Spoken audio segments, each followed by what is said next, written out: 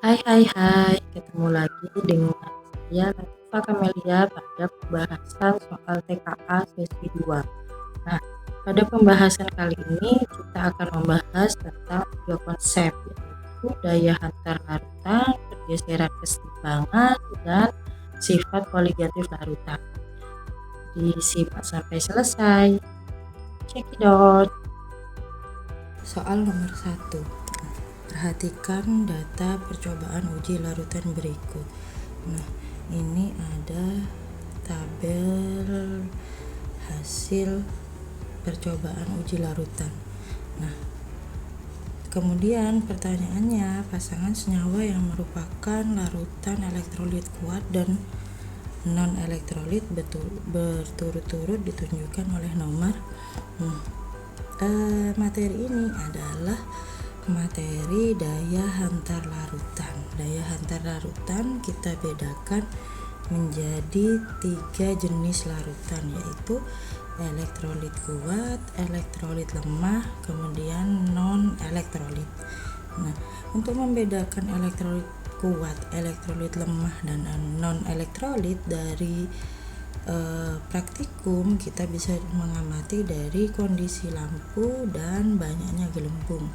Ketika lampu menyala dengan terang dan gelembung pada elektroda itu banyak, berarti termasuk elektrolit kuat. Hal ini disebabkan karena banyaknya ion yang terdapat pada larutan, sehingga elektron dapat dihantarkan sehingga menyebabkan arus listrik yang kuat. Kemudian ketika kondisi lampu redup dengan gelembung yang sedikit di elektroda, ini merupakan tanda kalau merupakan elektrolit lemah, karena di dalam larutan ion hanya terbentuk sebagian, sehingga elektron yang tersalurkan atau arus listrik yang berjalan itu hanya sedikit. Kemudian jika kondisi lampu padam, gelembung pada elektroda sedikit, itu merupakan larutan non elektrolit, karena hal ini disebabkan karena pada larutan hampir tidak ada ion yang ada. Biasanya ini pada senyawa-senyawa kovalen atau senyawa-senyawa yang tidak terion, contohnya gula. Jika kondisi lampu padam kemudian ada sedikit gelembung, bisa dikatakan juga sangat lemah, tapi ini sangat jarang terjadi. Nah, dari konsep itu kita kembali lagi ke soal. Pasangan senyawa yang merupakan larutan elektrolit kuat dan non elektrolit berturut-turut ditunjukkan oleh nomor.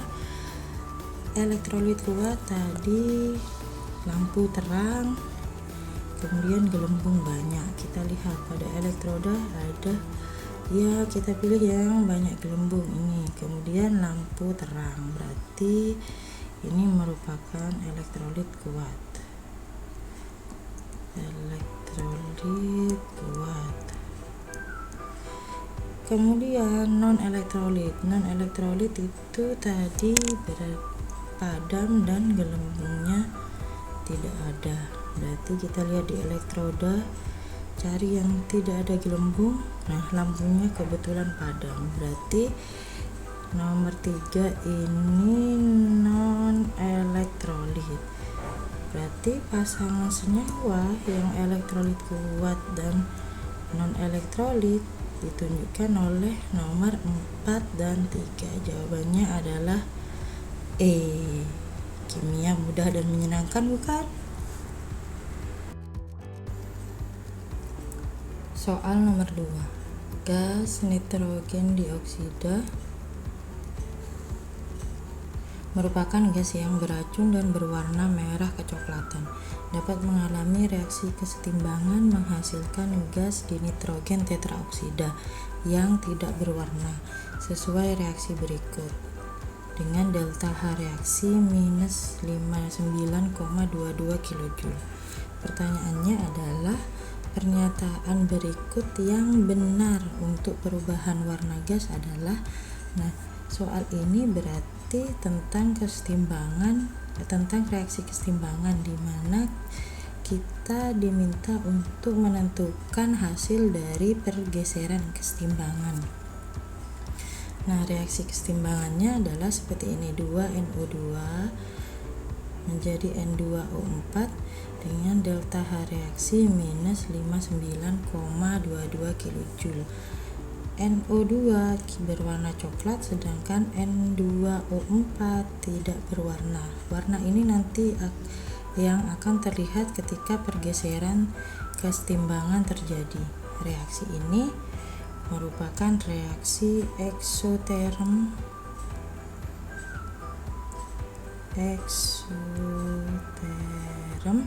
karena delta H reaksinya yang bernilai minus. Berarti reaksi ini melepaskan panas, bukan membutuhkan panas.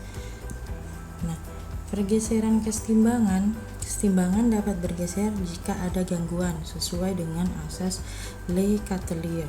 Jika sistem kesetimbangan mendapat gangguan, sistem akan menyesuaikan diri untuk mengurangi pengaruh gangguan tersebut. Ini merupakan bunyi dari asas Le Chatelier tersebut. Nah, gangguan ini bisa berupa perubahan konsentrasi. Jika ada perubahan konsentrasi di reaktan maupun produk, kesetimbangan akan bergeser ke arah yang mengurangi zat yang ditambah. Jadi jika misalnya reaktan yang ditambah, maka pergeseran akan bergeser ke arah produk. Kemudian ketika reaktan dikurangi, kesetimbangan akan bergeser ke arah reaktan. Jadi secara mudahnya, kalau perubahan konsentrasi, jika dia diberi, dia akan memberi. Jika dia diambil, dia akan mengambil punya temannya. Itu konsep lebih mudahnya untuk pergeseran kesetimbangan pada perubahan konsentrasi. Kemudian yang kedua adalah perubahan tekanan atau volume. Ketika tekanan diperbesar, artinya volume diperkecil, maka dia akan bergeser ke arah mol yang gas yang lebih sedikit. Ketika tekanan diperkecil, volumenya diperbesar, berarti kesetimbangan akan bergeser ke arah mol yang lebih banyak. Nah,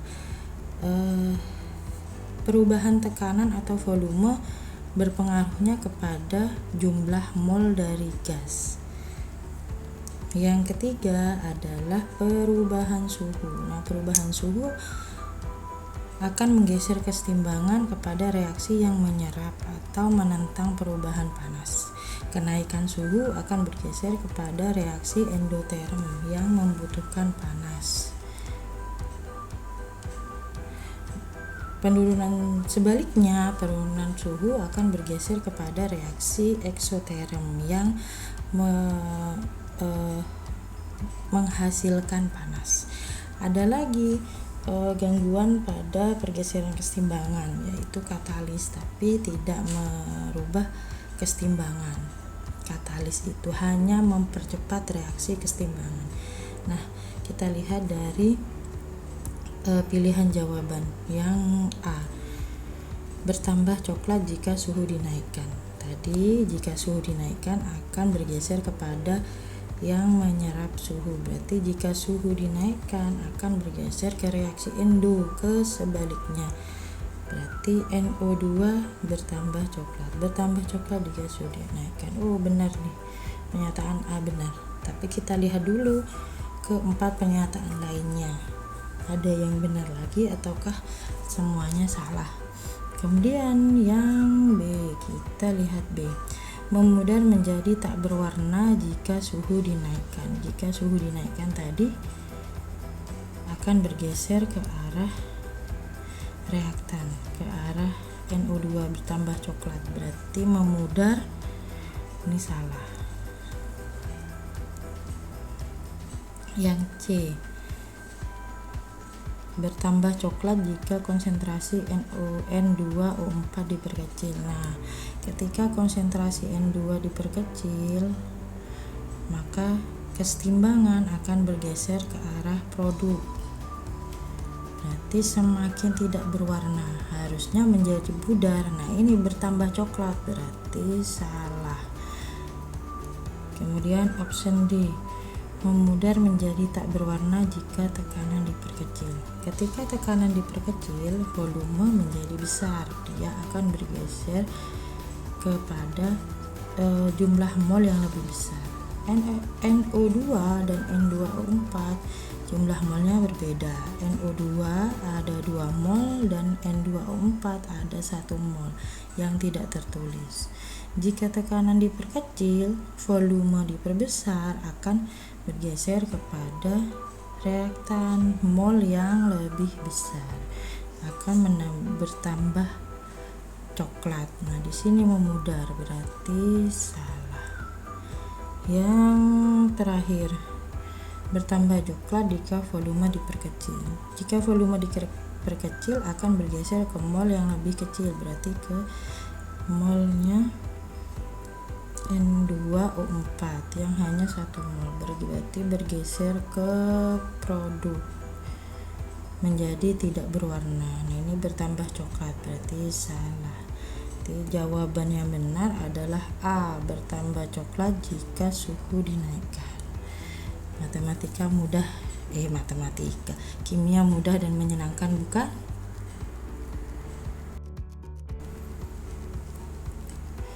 Soal nomor 3. Seorang pedagang es mencampurkan garam dapur ke dalam es batu untuk membuat minuman dingin lebih cepat. Garam dapat menurunkan titik beku air sehingga es lebih cepat mencair dan suhu larutan menjadi lebih rendah. Berdasarkan kasus tersebut, tentukan pernyataan berikut yang benar. Pilih lebih dari satu jawaban. Berarti pada pertanyaan ini kita akan mendapatkan jawaban lebih dari satu. Nah, ada kata kunci menurunkan titik beku, berarti ini adalah materi sifat koligatif larutan. Sifat koligatif larutan adalah sifat larutan yang bergantung pada jumlah partikel zat yang terlarut, bukan pada jenisnya. Sifat koligatif larutan ada 4: penurunan tekanan uap, kenaikan titik didih, penurunan titik beku, dan tekanan osmotik. Nah, yang akan kita bahas di sini adalah penurunan titik beku. Di soal, pedagang mencampur garam NaCl ke dalam es batu atau air agar minuman menjadi lebih cepat dingin. Faktanya, garam menurunkan titik beku. Kemudian akibatnya es mencair pada suhu lebih rendah dari 0 derajat Celcius. Nah, kita cocokkan pada pilihan jawaban. Penambahan NaCl ke dalam es menurunkan titik beku air. Nah, ini benar. Sifat koligatif hanya bergantung pada jenis zat terlarut, bukan jumlah partikelnya. Tadi sudah disebutkan bergantung pada jumlah partikel, bukan jenisnya. Berarti yang B ini salah. Pilihan yang C, larutan elektrolit seperti NaCl memberikan efek lebih besar pada penurunan titik beku dibandingkan larutan non-elektrolit dengan konsentrasi yang sama. Nah, karena tadi bergantung pada jumlah partikel, berarti NaCl jika dibandingkan dengan larutan non-elektrolit, jumlah partikel pada konsentrasi yang sama akan berbeda. Larutan elektrolit akan memiliki jumlah partikel yang lebih besar karena di dalam larutan dia terionisasi menjadi ion-ionnya, sedangkan pada larutan non-elektrolit itu tidak terionisasi. Artinya jumlah partikelnya akan lebih besar pada larutan elektrolit sehingga memberikan efek lebih besar pada penurunan titik beku. Nah, ini juga benar.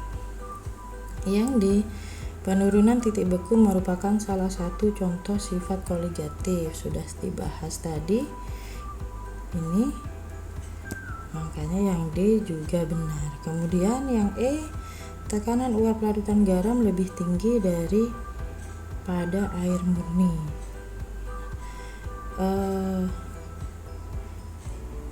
Tadi membahas titik beku, tiba-tiba di sini ada tekanan uap, tapi kita bisa menggunakan logika yang sama karena larutan garam terion lebih banyak daripada air murni, berarti jumlah partikelnya lebih banyak. Larutan garam itu kan terdiri dari garam dan air, sedangkan air murni hanya ada air saja, otomatis jumlah partikelnya lebih banyak yang larutan garam. Jika partikel lebih banyak, tekanan uapnya harusnya penurunan tekanan uap, bukan kenaikan tekanan uap. Berarti yang ini bisa saja salah. Berarti yang benar A, C, dan D. Nah, ada 3 pilihan yang benar dan ada 1 yang salah. Jika kita tahu konsepnya, kita akan mudah mengerjakan soal-soal dengan tipe soal cerita seperti ini.